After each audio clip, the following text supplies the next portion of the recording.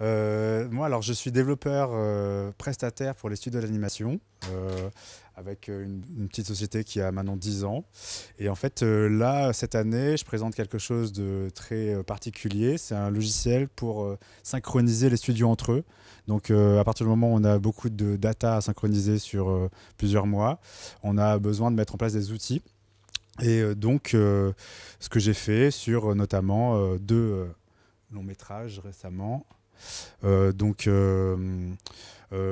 dernier, c'était Cro-Blanc, White Fang, qui s'est terminé, qui est sorti en mars. Il y avait 7 studios à synchroniser.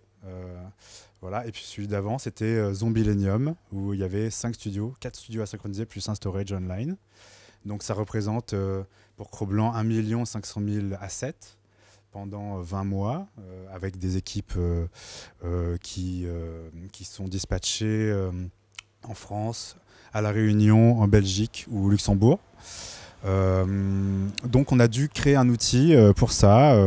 Ça fait 10 ans que je m'occupe de synchronisation, entre autres, de fichiers entre les studios. Et là, ça fait vraiment 3 ans qu'on est sur quelque chose de très spécifique pour répondre à des attentes, notamment que ce soit non bloquant, qu'il y ait le moins d'attentes possible, des fichiers. Voilà. Et après... Donc après, ce qu'on attend là du MIFA, c'est de rencontrer des gros studios qui ont envie de voir la solution, des petits studios qui ont envie de, éventuellement avec des séries télé ou des longs métrages à faire et qui n'ont pas de solution. Et puis des éditeurs de logiciels pour discuter avec eux, savoir ce qu'ils ont comme solution déjà ou s'ils veulent savoir plus sur ce que je fais.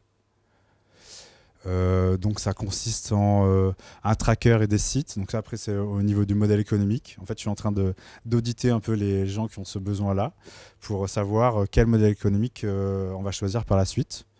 Donc c'est des mensualités, des mensualités sans engagement, et j'essaye de faire baisser les coûts un maximum parce que ces grosses entreprises ont du budget pour faire tourner ça pendant 2 ans. Mais le but là, c'est de faire en sorte de baisser les coûts pour atteindre plus de petits studios possibles. Après là, c'est des screenshots de la solution avec un tracker de fichiers online. Si vous connaissez un peu le BitTorrent, c'est un peu du même genre. Donc on va venir traquer les fichiers sur chaque site de production, donc 6 ou 7 sites, pour ensuite savoir comment on va les acheminer de l'un à l'autre. Donc on va récupérer dans un site et refaire remonter sur le net et ensuite le dispatcher sur par exemple 6 autres sites.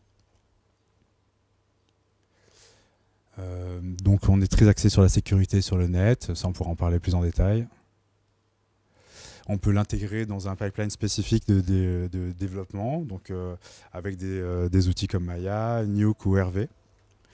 Et puis c'est la fin, donc je vais laisser mon micro, mais on pourra en discuter si vous voulez plus en détail. Merci.